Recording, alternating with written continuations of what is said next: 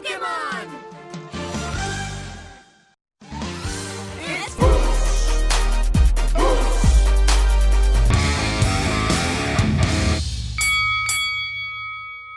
I'm King Ross, your my loyal subjects. It's that bastard time of the week once again where I take a look at all the WTF moments from WWE Raw. And we kick things off with Roman Reigns, who fully recited his full entire Wikipedia page in the process of asking Braun Strowman and Samoa Joe what they have done in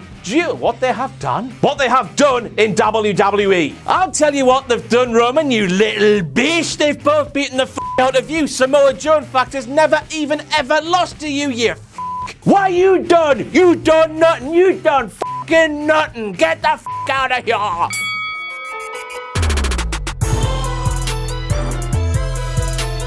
Booker T claims that somebody in the ring, I don't know who the it was because he never mentioned any names. He claimed that they're like an assassin with a right jab. I don't know about you, but I reckon assassins are employed to kill folk, and when the is a right jab ever killed anybody? If it was a Superman punch though, then we're cooking with chicken. I'm sorry, me, I've got to say it, but it's new era, same old time on WWE Raw, as that is now 2 main event level feuds that have incorporated a brawl involving the entire bastard roster. This comes after Brock and Cena, Brock and Taker, Brock and Joe, and I'm noticing a trend here. Are you, motherfuckers? Of course you're not, because you're thick as pig shit.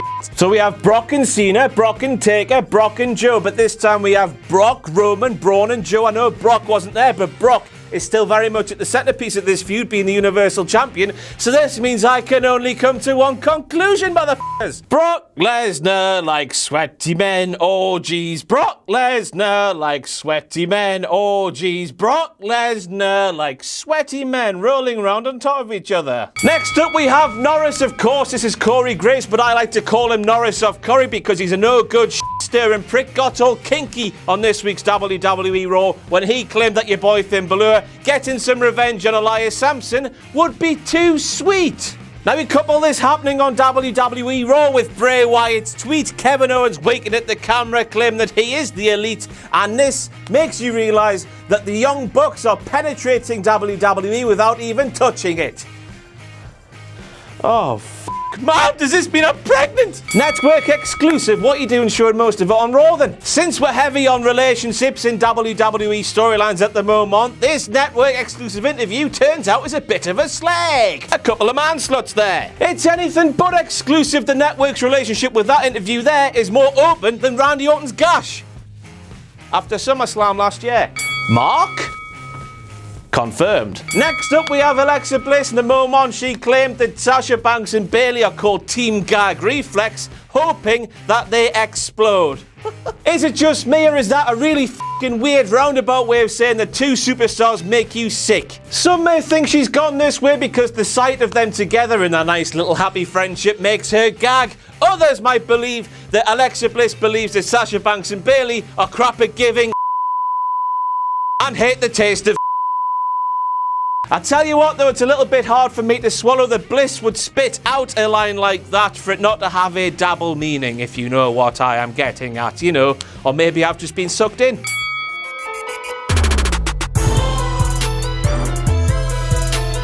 Next up, we have the moment where Booker T claims you needed background in long-distance running to beat Nia Jax. Aye, maybe if you're taking on Nia Jax in a f***ing long-distance run, Booker, I tell you what will help in a wrestling match against Nia Jax, a background in professional wrestling. Just like a background in good talking will help you in a career in commentary, which is the reason why you are Next up, we have Seth Rollins. In the moment he claimed it's 3 years since he and Dean Ambrose teamed up, even though it's only 2 this coming October. That's not to mention, and I'm well within my rights to bring this up, since AJ Styles and Kevin Owens recently got house shows all like, all eyes on me, my shit is banging. Dean Ambrose and Seth Rollins have teamed together a total of 11 times since June the 10th on the house show circuit. You would have thought that Seth Rollins would be good with numbers, considering Room 605, etc, etc. Alexa, who would you rather face, pal? Ah, no, it doesn't bother me, pal. I'm a fighting champion. Then this happened.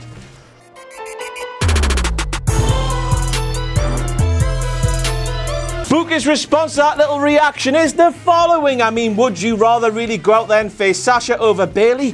What the f***? is going on inside that numpty's head? What the do you mean? Booker, she clearly just said she doesn't mind who she faces, she's a fighting champion, yet they're all like inferring that she prefers Sasha over Billy. Where the have you plucked that from? I'll tell you where, straight out your Cadbury Alley. Norris back once again, stirring that up, despite the fact that Cole brought up the fact that this was the first time in 2 years that Seth Rollins and Dean Ambrose had teamed up. Norris claimed it was the first time since the Shield had broken up. I'm here to tell you that the Shield broke up on June the 2nd, 2014. The last time Ambrose and Rollins were on the same team on television, it was the 19th of October 2015. Episode of Raw 1169. And I don't know what joke to make here, you just can't argue with the facts, you f***ers. Cole back this time again, claiming that Jason Jordan here is tossing around Kurt Angle, even though anybody with a working pair of eyes can see he's clearly tossing around Kurt Hawkins. Cole got his angles wrong there. And clearly wasn't facing the facts because he was f***ing lying. Maurice claiming that Hollywood never has any original ideas, it just reboots semi-successful franchise after franchise after franchise, is the single biggest example of kettle pot black I've seen since I went to see Beauty and the Bastard Beast the musical. All that time I was in Plessy Woods off being nut on shrooms. Maurice, who was in the Marine 5, the same film they did 5 times, clearly doesn't realise that WWE just rehashes the same old storylines but with different people playing the parts. Hello WWE, the 80s want their foreign heels back. Renee on Raw, WTF. Now I don't know about you, but having Renee Young and Charlie Caruso on the same show while having Mrs. Roboto, Dasha Fuentes on the other side is a little bit unfair and it needs sorted out immediately. What the is the point of this? Giving this away a few weeks before SummerSlam just clearly highlights that is the main event for SummerSlam, but without the bona fide star, because he can't be arsed. This'll still be f***ing great, man, but I don't know about you, but I hate the feeling of deja vu, which means once again the siren please. We're all going to be experiencing that in the main event of SummerSlam for sure now, because they booked this a few weeks beforehand. So after claiming roughly 3,543 times during the entire episode of Raw last night, it was the first time in 2 years that Rollins and Ambrose had teamed together. By the time we got to the start of the main event, Cole had changed his bastard tune and was claiming it was now 3 years, which, as we all know because of what I said before, is clearly f***ing wrong. Now Cole's never been involved in any hotel related controversy, so I don't really know what to say here, so I might as well just end this by saying goodness gracious, Cole's a poor old Jojo the last can't get a break at the moment after starting the Mrs. entrance by saying accompanied by Maurice.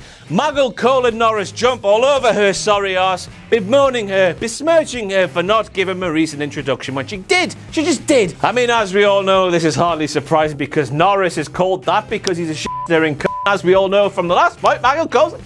The sign that read Kurt Angle #1 pull-out champ is a WTF moment because he isn't. How do I know this? Well, Jason Jordan is alive and Kurt Angle has 5 more children at home. As I have explained before, Kurt Angle's approach to sexual intercourse can be wonderfully depicted by this picture here where he is spraying his milk all over.